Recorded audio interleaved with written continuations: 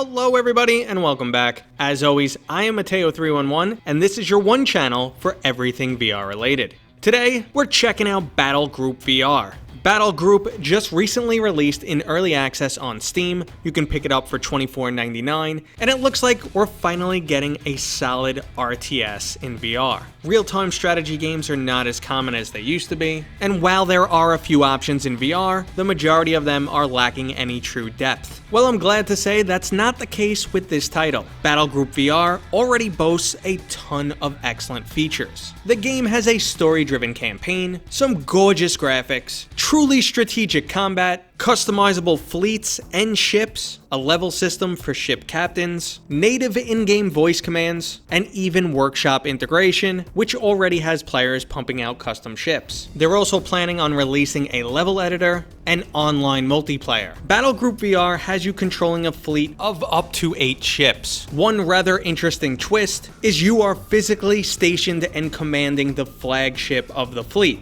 So while you will spend a lot of time looking at a tactical display of what's going on in the battle, you also have a front row seat to it. You'll see the view outside your cockpit changing in real time, and you get a nice little fireworks show when you fire off some of your heavier weapons. The game will have you running through campaign missions, which all start with some narration explaining your main objectives. It's a nice little touch, and the characters in the game actually do feel alive. The little bit of banter before a mission is refreshing, but even better is your fleet captains sounding off during combat. They'll quickly acknowledge commands you give either with motion controls or with your voice, and they also have audio cues as to what is transpiring on the battlefield. So they'll let you know when their special weapons are ready, or if the enemy has target lock them, and so on and so forth. This really makes the battles feel real. And since your fleet is rather small, the game absolutely rewards micromanagement. You can adjust each ship's energy output between their shields, weapons, and engines. You can also tell your ships which angle to attack from and the minimum distance they should remain from the enemy. The angle of attack is designed to defend your shields. Each ship has a shield in the front, back, left, and right, and after it takes too many hits, the shield will drop. Constantly repositioning and keeping attacks coming to a charged shield will help protect the ship's hull. Maintaining a minimum range is ideal for specific weapons. Each weapon is not only upgradable, but they have their own firing arc, effective range, amount of damage, and specific damage type. Some weapons are more effective against shields, while others will penetrate the hull quicker. Mission objectives vary between a simple escort,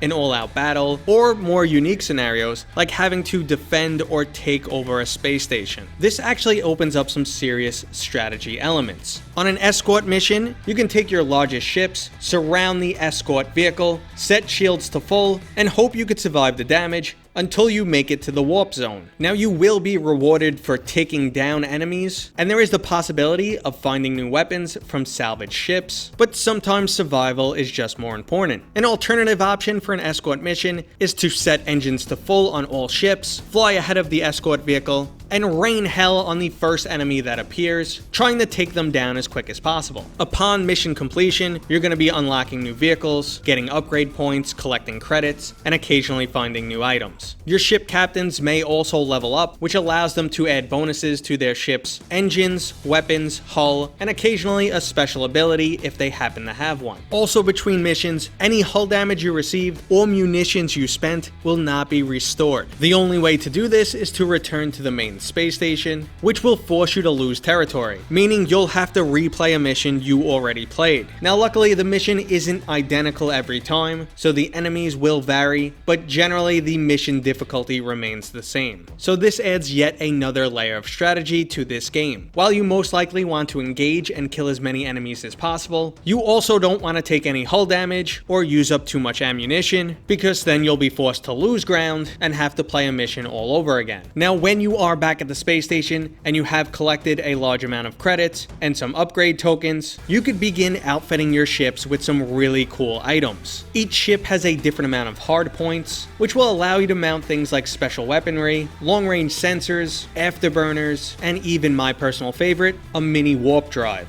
Each ship will play a different role in the fleet. They all have varying degrees of weaponry, engine speeds, and hull strength. You can also specialize your weapons to work in tandem, having one ship focus on energy weapons, which will take down shields quicker, and other ships focusing on more kinetic-based weapons, ideal for taking down the enemy's hull. The enemy AI will engage you in a realistic manner, so if you manage to hit them really hard really fast, they will usually retreat and break off as quick as possible. Sometimes they'll remain on the edge of the battle, allowing their shields to recharge, or just viewing the overall combat, and if it looks like their side's winning, they will return to combat. Other times, they will completely head straight to a warp zone and just jump right out of the battlefield. So the overall combination of all these elements leads to a truly satisfying RTS title. And even though it just entered early access, it still shows a nice amount of polish, and I'm eager to see those new features come along. So that was it, guys. So if you're interested in a VR real-time strategy game, I recommend checking out BattleGroupVR. It has absolutely impressed me, and I can't wait to be able to play some matches online. Okay guys, so if you enjoyed this video as much as I enjoyed BattleGroupVR, don't forget to give me a thumbs up. If you're new here, consider subscribing. And as always, I'll see you guys on next time.